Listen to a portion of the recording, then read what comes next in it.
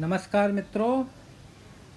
पिछले वीडियो में हमने चर्चा की थी 3 महत्वपूर्ण सूत्रों के बारे में। वी हैव डिस्कस 3 इम्पॉर्टेंट फार्मूले which you can see on your screen. Sine square theta plus cos square theta is equal to 1 होता है, sec square theta is equal to 1 plus tan square theta, cosec square theta is equal to 1 plus cot square theta. जिसे भी exam में अच्छे अंक प्राप्त करने हैं, कॉम्पिटिटिव एग्ज़ाम्स को क्लियर करना है, तो ये सब बहुत ही इंपॉर्टेंट फार्मूले हैं। ये तुम्हें एकदम अच्छे से याद होने चाहिए। It should be at your finger tip. रात को 2 बजे भी कोई पूछे तो एकदम सही सही तुम्हें बताने आना चाहिए। तो इसके लिए तुम्हें क्या करना पड़ेगा, ये सब फार्मूले को जहाँ पे भी तुम बैठ के पढ़ते हो, इनका एक लिस्ट बनाओ, उसको अपने टेबल के सामने रखो, paste it in front of your study table, so that ये रोज़ तुम्हारी आंखों से गुजरे। होता है क्या, देखो फार्मूले की बुक मिल जाती है, 20-25 रुपए में मिल जाएगी, लेकिन तुम लोग क्या करते हो, फार्मूले की बुक रखोगे और उसको कहीं साइड में डाल के रखोगे, वो तुम्हारी आंखों से नहीं गुजरता है। But it is very important that these फार्मूले should be revised every day. तो देयर कम्स अ पॉइंट, अब जैसे अगर तुम मुझसे पूछोगे तो मुझे अब रिवाइज करने की आवश्यकता नहीं है। दीज फार्मूले are on my finger tip. But तुम्हारे साथ ये कंडीशन नहीं है, अभी ये इस स्टेज पे तुम लोग नहीं आए हो, तो ये तुम्हें करना बहुत आवश्यक है। तो पिछले वीडियो में तो हम लोगों ने चर्चा कर ली थी sine square theta plus cos square theta is equal to 1 होता है। इसको अगर और फॉर्म में, अलग फॉर्म में लिखना है तो हम इसको ऐसे भी लिख सकते हैं, cos square theta is equal to 1 minus sine square theta, right. ये भी हम लोगों ने देखा था। या sine square theta is equal to 1 minus cos square theta. Sec square theta is equal to 1 plus tan square theta को हमने प्रूव किया था। इसका 1-2 वेरिएशन भी मैंने तुमको बताया था, लाइक तुम्हारा तुम ऐसे लिख सकते हो, sec square theta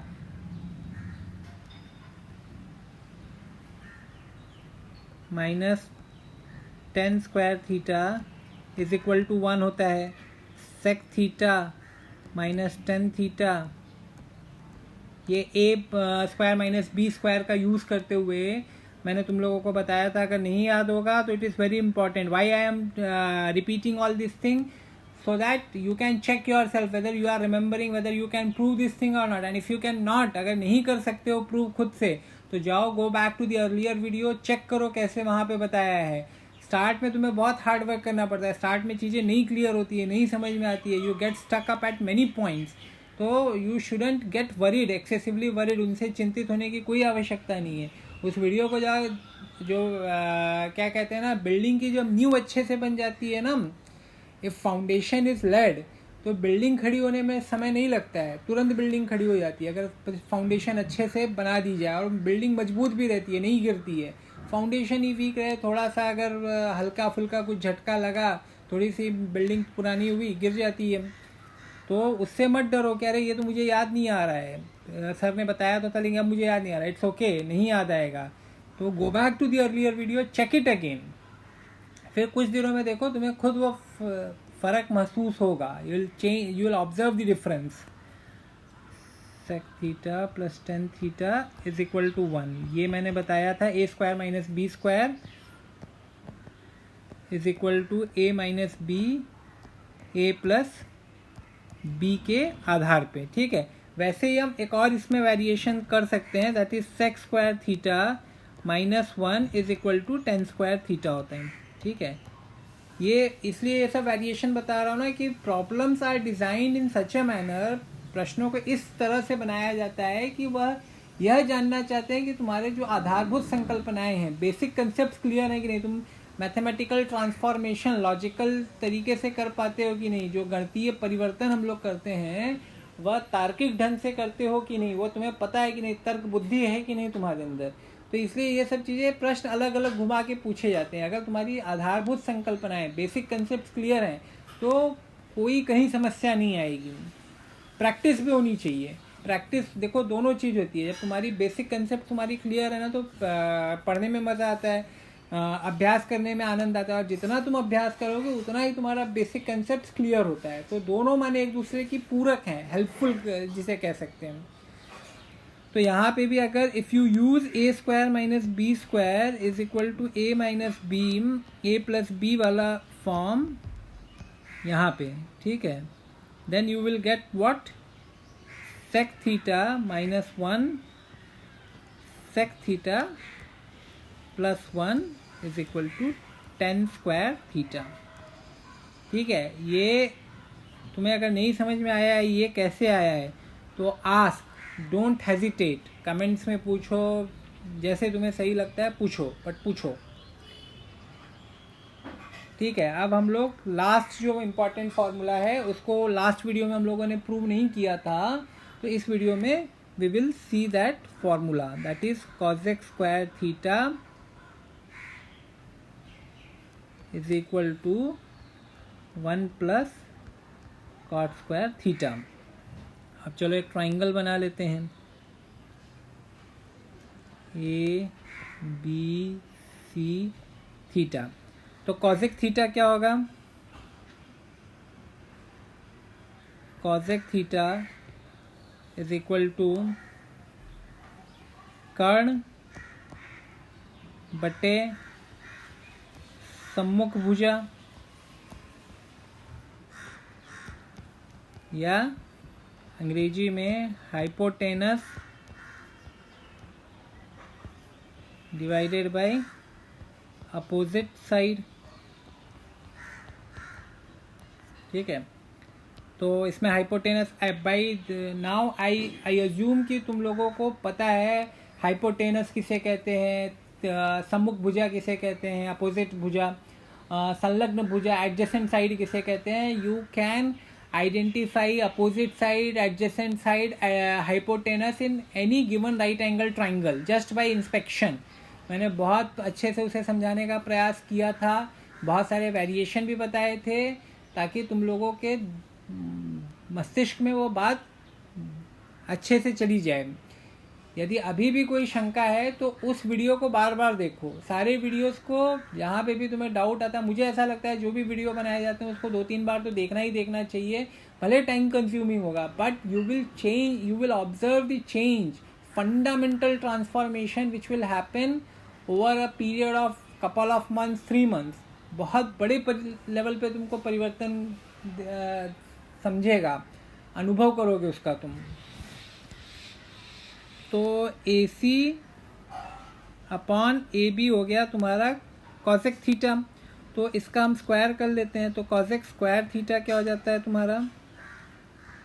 A C square upon A B square. ठीक है, अब हम लोग जाएंगे cot थीटा पे। cot थीटा क्या होता है तुम्हारा?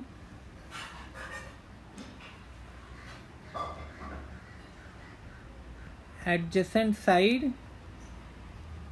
Upon opposite side.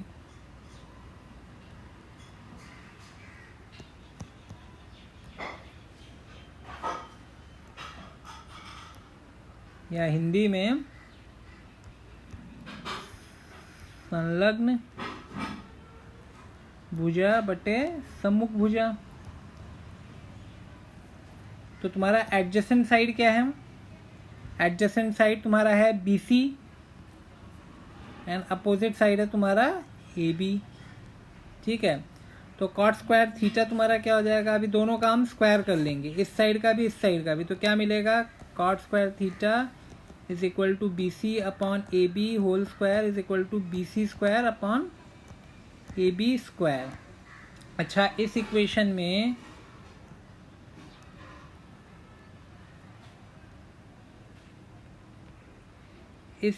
में तुम्हारा आर एच एस या दाहिना पक्ष कौन सा है? 1 प्लस cot स्क्वायर थीटा है। R H S is equal to 1 plus cot square theta है, राइट। अब यहाँ पे हम देखते हैं आगे क्या होता है। तो 1 plus B C square upon A B square लिख सकते हैं, क्योंकि देखो cot स्क्वायर थीटा क्या था तुम्हारा? cot स्क्वायर थीटा ये था, B C square upon A B square था। अब मैंने तुम लोगों को लास्ट वीडियो में बताया था कि इन सबको कैसे ऐड करते हैं। I hope you remember whatever I have taught in that video। अगर नहीं याद है तो go back to that video। तो ये तुम्हारा क्या हो जाएगा? A B square plus B C square upon A B square. But इसमें तुम देखोगे, if you use using Pythagoras. What you will get in triangle ABC?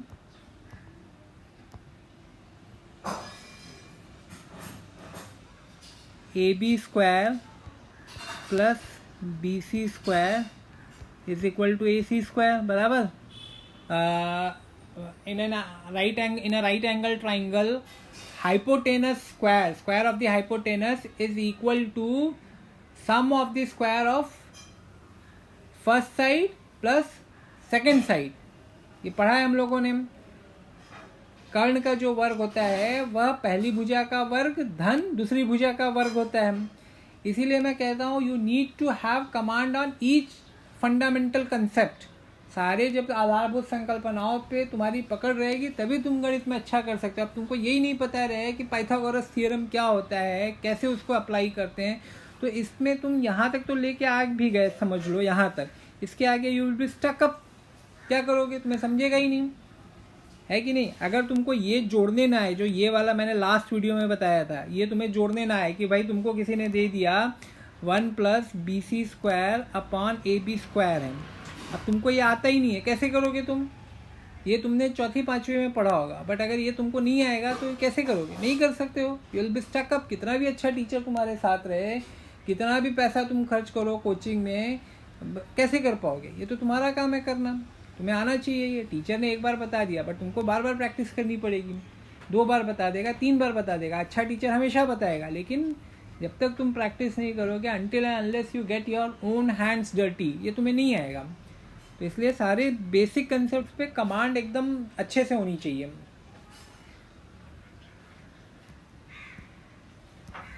तो यहाँ पे AB square plus BC square क्या है, अपना AC स्क्वायर है. तो यहाँ पे मैं लिख सकता हूँ RHS जो था is equal to AB square plus BC square upon AB square होता है. तो यहाँ पे मैं लिख सकता हूँ AC square upon AB square, बराबर.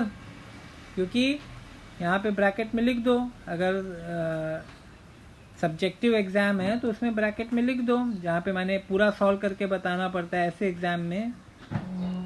Is equal to AC square, तुमने कारण भी बता दिया, लॉजिक भी बता दिया. But AC square upon AB square हम लोगों ने देखा था क्या था, ये था, बराबर. तो मैं यहाँ पे लिख सकता हूँ is equal to cosec square theta, बराबर. तो यही आया तुम्हारा, ये तुम्हारा LHS था, लेफ्ट हैंड साइड पे बाया पक्ष था.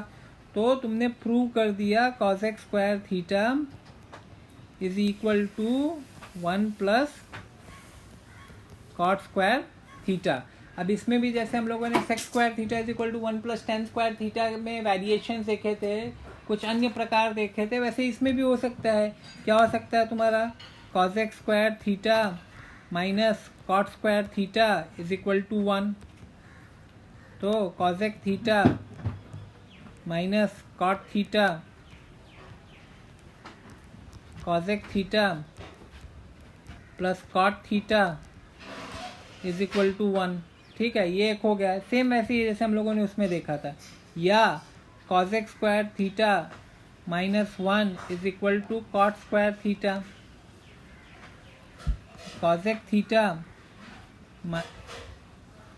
Minus 1 cosec theta plus 1 is equal to cot square theta. देखो इसीलिए मैं कह रहा हूँ कि तुम्हें सारे बेसिक कंसेप्ट पता रहने चाहिए. अगर तुमको ये ना पता हो, A square minus B square is equal to A minus B bracket में A प्लस B ब्रैकेट में होता है, तो कैसे करोगे तुम. इसको अप्लाई भी करने आना चाहिए. इसका एप्लीकेशन कैसे यहाँ पे होगा, I have demonstrated it in last video. पिछले वीडियो में मैंने बताया था, त्रिकोणमिति भाग 2 में मैंने बताया था. ठीक है, तो उसको जाके देखो अगर ना समझा हो तो. देखिए ये सब चीज़ें बहुत अच्छे से आनी चाहिए, और ये सारे इंपॉर्टेंट फार्मूले को अपने टेबल, स्टडी टेबल पे रखो, रोज़ देखो, 4-5 फार्मूले रोज़ देखो. ऐसे over a period of time, एक दिन में सब नहीं याद होगा, but over a period of time, 1 महीने 1.5 महीने में तुम देखोगे, तुम्हें लगभग 95% याद हो गए रहेंगे, और जो नहीं याद हो रहेंगे उस पर थोड़ा स्पेशल मेहनत करो, ज़्यादा थोड़ा ध्यान दो। तो ये हो गया तुम्हारे तीनों इम्पॉर्टेंट फार्मूले। अब हम देखेंगे, देखो जितने भी 6 ट्रिग्नोमेट्रिक रेशियोज हमने देखे, तो उसमें ये एंगल का मान पता रहना, 0 डिग्री, 30 डिग्री, 60 डिग्री, नहीं 45 डिग्री, 60 डिग्री और 90 डिग्री। ये 5 कोणों का मान पता रहना आवश्यक है। ये सब भी तुम्हारे फिंगर टिप पे रहना चाहिए, ये सब भी फिंगर टिप पे रहना चाहिए। इसमें जो थोड़े बहुत वेरिएशंस है वो भी मैं बताऊंगा for a better understanding, but ये तुम्हें याद रहना चाहिए। मैंने साइन 0 कितना होता है, tan 0 कितना होता है, cosec 0 कितना होता है, वैसे ही cot 60 कितना होता है, sec 60 कितना होता है, sin 60 कितना होता है, ये सब कोई पूछे तो तुम्हें तुरंत आना चाहिए। ठीक है, उसमें फिर मैं तो तुमको प्रूव भी करके दिखाऊंगा कि भाई sin 60 का वैल्यू इतना होता है।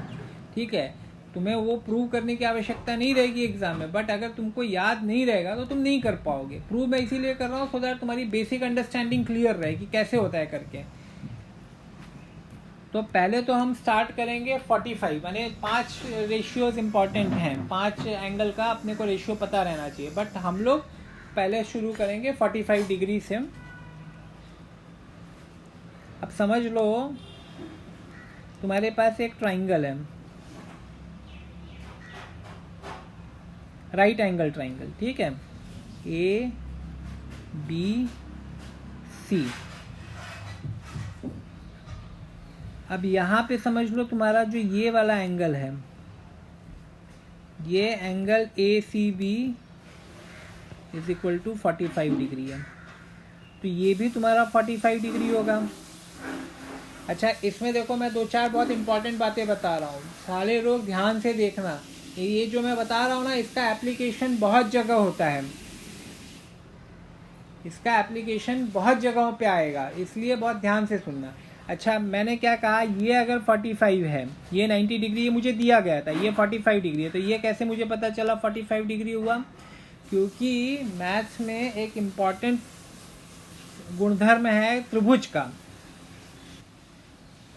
तो वह महत्वपूर्ण गुणधर्म है कि त्रिभुज में 3 कोण होते हैं। There are 3 angles in a triangle, sum of all 3 angles is always 180 degree, ना उससे कम होगा ना उससे अधिक होगा, ना 179 डिग्री होगा ना 181 डिग्री होगा, it will be always 180 degree. तीनों कोणों का जो योगफल होता है वह 180 अंश का होता है, ना उससे अधिक होगा ना उससे कम होगा। ये एक बहुत ही महत्वपूर्ण गुणधर्म है, यह सभी को पता रहना चाहिए। ठीक है, तो अब इसका क्या अर्थ हुआ कि angle A B C plus angle A C B plus angle C A B is equal to 180 degree, बराबर। ये त्रिभुज के गुणधर्म का हम लोगों ने उपयोग किया। We used the property of triangle which says that the sum of all 3 angles in a triangle is always 180 degree. Angle A B C मुझे पता था 90 डिग्री का है, एंगल ए सी बी मुझे पता है 45 डिग्री का है, एंगल सी ए बी मुझे नहीं पता था, तो मैं इसको ऐसे ही लिख देता हूँ 180 डिग्री। अभी 90 प्लस 145 कितना होगा, 135 हो जाएगा, plus angle C A B is equal to 180 degree. Angle C A B is equal to 180 degree minus 135 degree is equal to 45 degree. तो देखो ये, इसके लिए मैं लिख सकता हूँ कि angle C A B is equal to 45 degree. ठीक है। अच्छा, एक और इसको क्या कहते हैं, जिस त्रिभुज में कोई भी 2 कोण समान हो उसे समद्विबाहु त्रिभुज कहते हैं। ठीक है। In a given triangle if 2 angles are of equal measure then the triangle is known as isosceles triangle. ठीक है, अंग्रेजी में उसे आइसोसेलेस ट्राइंगल कहते हैं, हिंदी में उसे समद्विबाहु त्रिभुज कहते हैं। और इसको बहुत ध्यान से सुनना, इट इज वेरी इंपॉर्टेंट।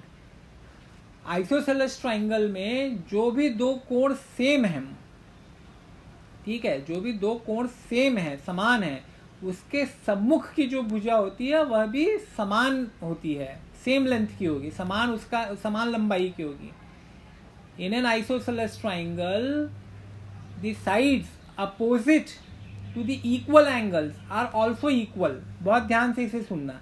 कहने का क्या अर्थ है, इसमें देखो, ऐसे तुमको शायद ना समझे, इस ट्राइंगल में मैं तुमको बताता हूँ। इसमें दो कौन से कोण समान है? Which two angles are equal? Angle B C A is equal to angle C A B, दोनों 45 डिग्री के हैं। माने ये वाला जो कोण है तुम्हारा, ये वाला इज इक्वल टू दिस। तो इसके सामने जो भुजा है, इसके सामने अपोजिट कौन सी भुजा है? ये ए बी, बराबर। तो ए बी, और ये इसके सामने, ये कोण के सामने कौन सी भुजा है? ये वाली बी सी। ये बराबर होंगी, A B will be equal to B C. समझ में आ गया सबको? I hope it is very clear. If it is not, do ask either in comment box और in whatever way you feel comfortable. सबको समझ में आ गया? फिर से मैं बता देता हूँ कि देखो, यहाँ पे हमने 3 महत्वपूर्ण गुणों के बारे में सीखा। मैं उसको लिख देता हूँ।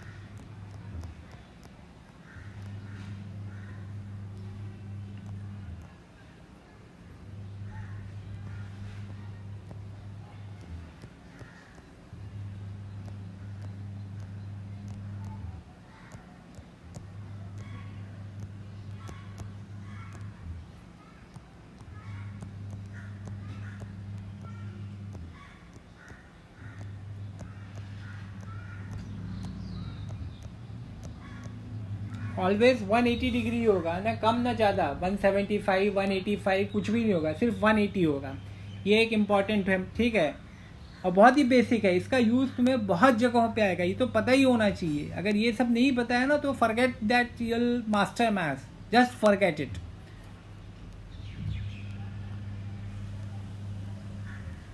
दूसरा होता है तुम्हारा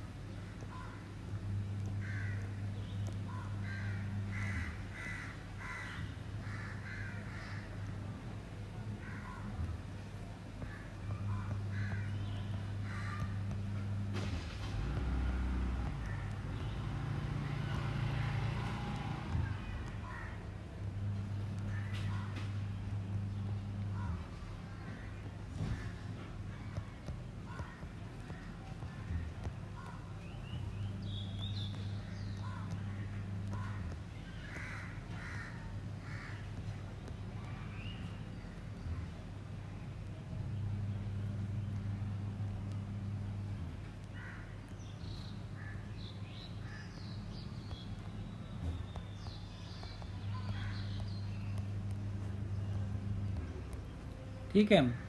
और तीसरा जो है तुम्हारा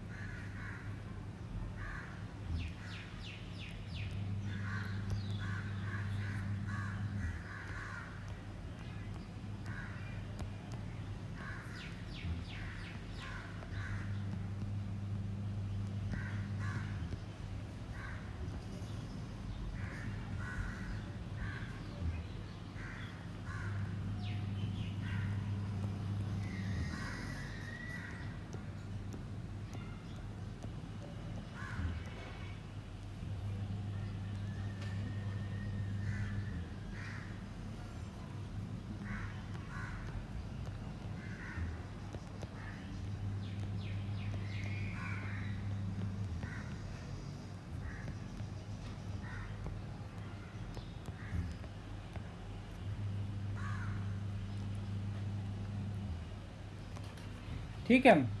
ये बहुत ही इम्पोर्टेंट है, ये तीनों चीज़ें अच्छे से पता रहनी चाहिए। तो ये हो गया अपना एक चीज़, एक important concept which we have covered. तो ये तुम्हारा एक आइसोसेलेस ट्राइंगल था, समद्विबाहु त्रिभुज था ए बी सी, 45 डिग्री, ये 45 डिग्री। तो इसमें क्या हो जाएगा तुम्हारा, जैसे कि अभी हमने डिस्कस किया, A B is equal to B C हो जाएगा। तो अभी मान लो ए बी को तुम मान लो 1 है, ठीक है, तो बी सी भी तुम्हारा 1 हो जाएगा। ये मैंने मान लिया है। 1 को तुम 3 भी मान सकते हो, उससे तुम्हारा बाद में जो हम लोग डिराइव करना चाहते हैं सेम आएगा, लेकिन चलो मैं 1 मान लेता हूँ। 3 मानने से भी कोई समस्या नहीं होने वाली है। तो ए बी 1 है, बी सी 1 है। अभी पाइथागोरस अगर मैं लगाता हूँ,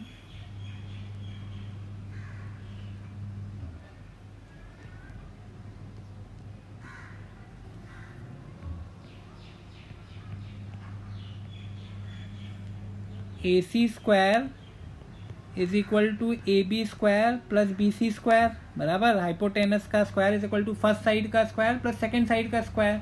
कर्ण का वर्ग इज इक्वल टू पहली भुजा का वर्ग धन दूसरी भुजा का वर्ग। तो A C square is equal to 1 का स्क्वायर प्लस 1 का स्क्वायर। तो A C square is equal to 1 plus 1, A C square is equal to 2। तो A C is equal to √2। दोनों का अगर मैंने वर्गमूल लिया बाई टेकिंग स्क्वायर रूट,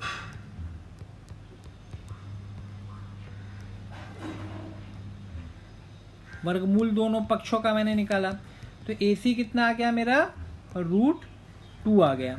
ठीक है, इतना सबको क्लियर हो गया।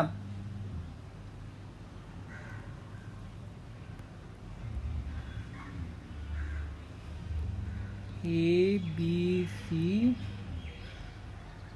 45 1 1 √2। अब देखो, अब इसमें तुम सारे जितने भी ट्रिग्नोमेट्रिक रेशियोज हैं उनका 45 डिग्री का एंगल तुम निकाल सकते हो। साइन 45 क्या होगा, sine 45 is equal to A B upon A C, बराबर ना। साइन 45 क्या होगा, ये वाला मैं देख रहा हूँ, ये 45 नहीं, मैं एंगल ए सी बी, अगर ये भी देखोगे तो भी सेम चीज़ आएगी। ठीक है, या इसको चलो मैं ऐसे बोल देता हूँ, साइन सी, साइन सी माने एंगल सी। ठीक है, sine C is equal to A B upon A C, बराबर। Opposite side divided by hypotenuse, सम्मुख भुजा बटे कर्ण, तो क्या आया 1 अपॉन √2। साइन सी माने सी की जगह 45 आएगा, क्योंकि एंगल सी कितना है, angle C is equal to 45 degree है। सिमिलरली अगर मैं समझ लो साइन ए लेता हूँ, साइन ए ये वाला एंगल मैं कंसीडर करता हूँ, तो क्या होगा, अपोजिट साइड कौन सी हो जाएगी, बी सी, एंड हाइपोटेनस तो सेम रहेगा AC। अब BC कितना है तुम्हारा, BC तुम्हारा 1 ही है, 1/√2 ही आएगा। इस दशा में भी देखो साइन 45 ही मिल रहा है तुमको, तो साइन 45 इज इक्वल टू 1/√2 हो गया। ठीक है, क्लियर है।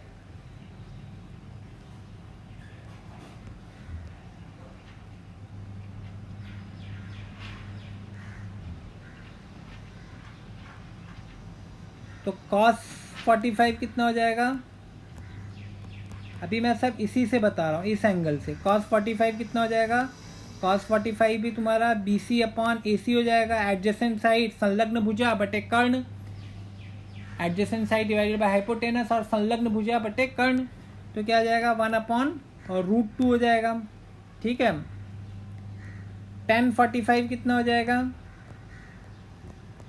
tan कैसे निकालते हैं हम, opposite side divided by adjacent side, सम्मुख भुजा बटे संलग्न भुजा, तो AB/BC is equal to 1/1, that is 1।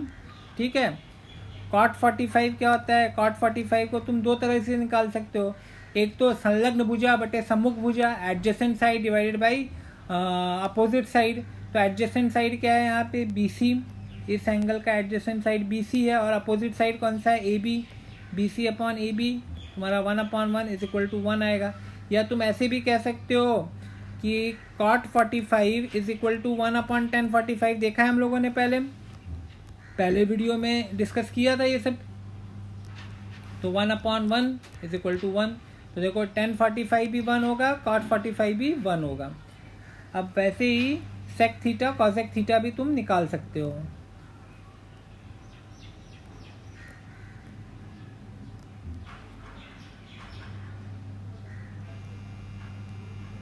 (1/√2) sec 45 क्या होता है, sec थीटा क्या होता है, sec theta is equal to hypotenuse divided by adjacent side, तो AC/BC is equal to √2/1 is equal to √2।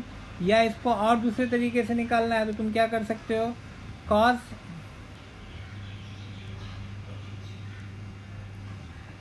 sec 45 is equal to 1/cos 45 होता है। तो cos 45 कितना था, 1/√2 था, बराबर। तो अभी जिसका मैथ्स बहुत अच्छा होगा वो तो ऐसे ही बोल देगा ये ऊपर जाएगा √2 हो जाएगा। ठीक है, ये जो इसका वैल्यू होगा ये √2 हो जाएगा। ठीक है, जिसका इतना अभी कंसेप्ट नहीं क्लियर है तो उसको मैं यहाँ पे बता देता हूँ इन शॉर्ट, मैंने पहले भी डिस्कस किया है। यहाँ पे देखो तुम्हारा क्या है, दो फ्रैक्शन है, दो भिन्न है, 1 उसके बाद अपॉन में 1/√2 है, माने अंश क्या है 1 और हर क्या है 1/√2 है।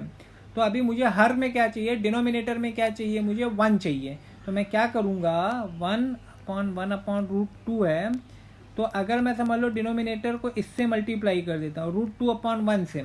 ठीक है, तो √2 कैंसिल हो जाएगा, 1 बचा। बट अगर मैंने डिनोमिनेटर हर में √2/1 से मल्टीप्लाई किया है तो टू कीप बैलेंस, संतुलन बनाए रखने के लिए मुझे अंश में भी करना पड़ेगा √2/1 से, बराबर। तो क्या मिलेगा मुझे, 1 × √2/1/1 हो गया। अब ये 1 का तो कोई रेलेवेंस है नहीं, हर में अगर 1 है, डिनोमिनेटर में अगर 1 है तो we don't consider that thing. तो वैसे ही यहाँ पे भी ये भी तो हर ही में है ना, √2/1 में, यहाँ पे ये 1 हर में है, तो इसको भी हम नेगलेक्ट कर सकते हैं, छोड़ सकते हैं। तो बचेगा क्या, √2। और जिसका प्रैक्टिस बहुत अच्छा है वो सिर्फ देख के ही बता देगा कि हाँ ये √2 हो जाएगा। तो ऐसे ही तुम्हारा cosec 45 भी तुम निकाल सकते हो, वो मैं नहीं निकाल रहा हूँ, वो तुम खुद देखो। तो ये हो गया 45 का। और भी कुछ वेरिएशंस मैं तुम लोगों को बता देता हूँ तो दैट मैंने तुम्हारा फंडामेंटल कंसेप्ट क्लियर रहे। हम लोगों ने क्या देखा था, sin square theta plus cos square theta is equal to 1। ठीक है, अब cos थीटा तो मैंने तुमको एक दूसरे मेथड से बताया था, यहाँ पे निकाला था कैसे, ऐसे वाले से बताया था। ठीक है, और एक अगर मेथड देखना है तो हम क्या देख सकते हैं, sin square theta plus cos square theta का हम यूज़ कर सकते हैं। थीटा तुम्हारा 45 ही रहेगा, क्योंकि देखो 45 क्यों रहेगा, क्योंकि मैं ये एंगल को कंसीडर कर रहा हूँ, तो इसका तो वैल्यू 45 डिग्री ही रहेगा। तो यहाँ पे थीटा की जगह में 45 मैंने लिख दिया है, तो theta is equal to 45 degree. तो साइन स्क्वायर 45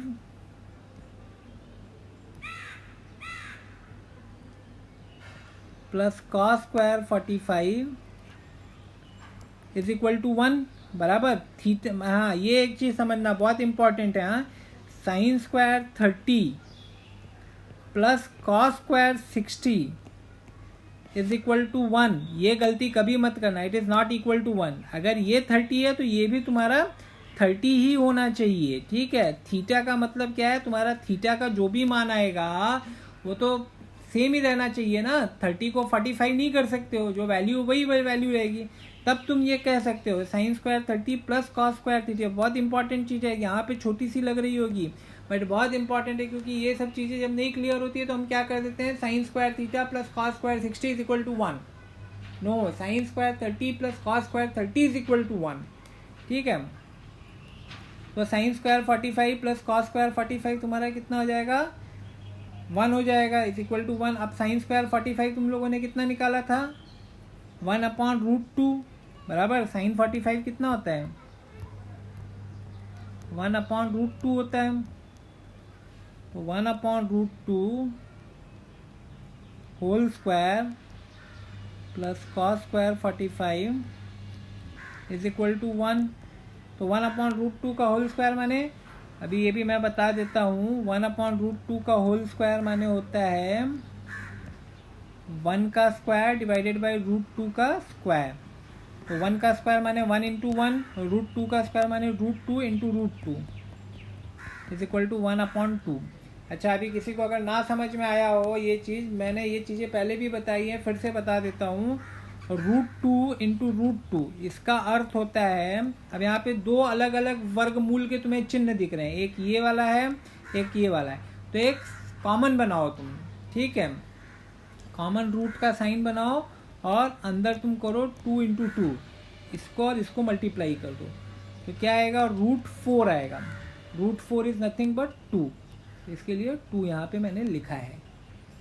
आई होप सबको समझ में आ गया है। मैं थोड़ा इसमें और भी बता देता हूँ, दो it is a video on trigonometry, but ये सब चीज़ें मैं इसलिए बताता हूँ क्योंकि इन सब चीज़ों का बहुत रिलेवेंस है, हर जगह बहुत रिलेवेंस है। अभी समझ लो, तुमको ऐसे दे दिया है √5 इंटू √6 इंटू √3 दे दिया है, ठीक है। तो इसमें तुम क्या कर सकते हो, एक कॉमन रूट का साइन बनाओ, 5 इंटू 6 इंटू 3 लिखो, ये तुम्हारा हो जाएगा √90 बराबर। अब √90 को तुम ऐसे भी लिख सकते हो 9 इंटू 10 बराबर, 90 को 9 इंटू 10 भी लिख सकते हो। तो √9 इंटू √10 ऐसे भी लिखा जा सकता है। यहाँ पे देखो क्या किया था, यहाँ पे अलग अलग गुण था, उनको मैंने एक अंदर कर लिया। यहाँ पे एक अंदर है, मैंने उसको अलग अलग कर लिया है। दोनों कर सकते हो, चाहे अलग अलग है उनको एक कॉमन अंडर रूट का साइन बनाओ, वर्गमूल का चिन्ह बनाओ और सारी संख्याओं का गुणा कर दो, multiply all the numbers, make a common root, multiply all the numbers. और if the numbers are given in a one under a sign of 1 square root, then what you can do, you can separate the numbers, जैसे मैंने यहाँ पे किया है। तो √9 सबको पता है 3 होता है, नहीं पता है तो याद रहना चाहिए, मैं कई बार बोल चुका हूँ। तो 3√10 ये इसका आंसर होगा। बट इसका ये मतलब नहीं होता है कि अगर समझ लो √5 प्लस √6 प्लस √3 है, ठीक है, तो इसको तुम ऐसा लिख दो। ये चीज़ें बहुत इंपॉर्टेंट है, लेकिन ना सब इसको स्किप कर देते हैं, उनको लगता है ये तो कुछ नहीं है, तो क्या है, ये कुछ नहीं है। मैं गलतियाँ इसलिए बता रहा हूँ, क्या तुम लोग करते हो, मैं उस पर फोकस कर रहा हूँ, क्योंकि ऐसी गलतियाँ होती हैं, लोगों के फंडामेंटल कंसेप्ट नहीं क्लियर रहते हैं, ऐसी गलतियाँ करते हैं फिर वो। ये गलत है, ये ऐसे नहीं कर सकते हो तुम। √5 प्लस √6 प्लस √3 को तुम ऐसे नहीं लिख सकते हो, ये तुम कर सकते हो। अगर ऐसे है तो तुम कर सकते हो, that is fine, it is valid, it is correct, but this is not correct. वैसे ही अगर रूट समझ लो ऐसे दिया है, √6 माइनस √2 माइनस √3 है, तो इसमें भी तुम ऐसे नहीं कर सकते हो कि भाई कॉमन बनाया 6 माइनस 2 माइनस 3 किया। No, this is wrong, this is wrong, you can not do this thing. लेकिन समझ लो √8 डिवाइडेड बाई √4 है, तब तुम ऐसे कर सकते हो √8 डिवाइडेड बाई 4 अंदर is equal to √2. This is valid.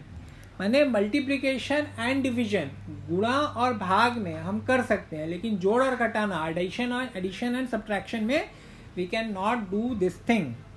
Clear है? देखो अब ये बहुत इंपॉर्टेंट चीज़ है, इस पर तुम ध्यान नहीं दोगे, तुमको लगेगा अरे ये तो बहुत ही आसान लग रहा है, लेकिन वो इतना क्या बोलते हैं ना, it makes a huge difference if you don't know these things. It makes a huge difference every here and there.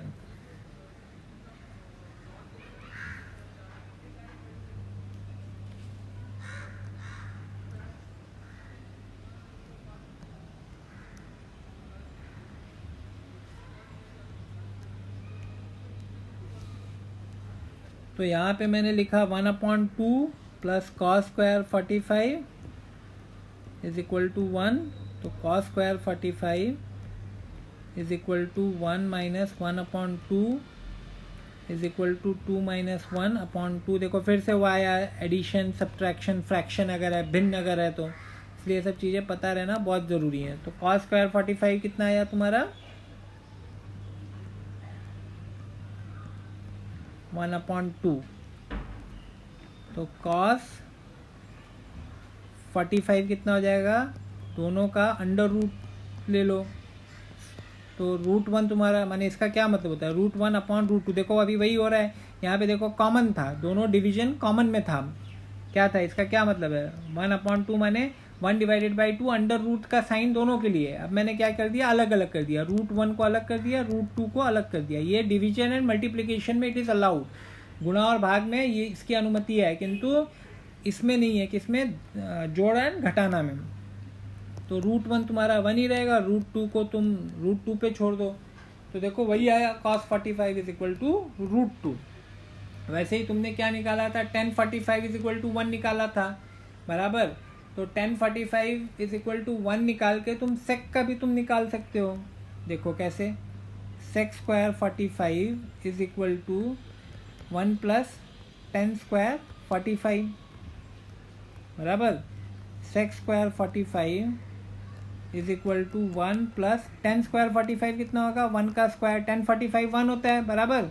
तो tan square 45 is equal to 1 का square is equal to 1 plus 1 is equal to 2. तो sec square 45 is equal to 2. तो sec 45 कितना होगा, दोनों का वर्गमूल ले लो, स्क्वायर रूट ले लो, दोनों पक्षों का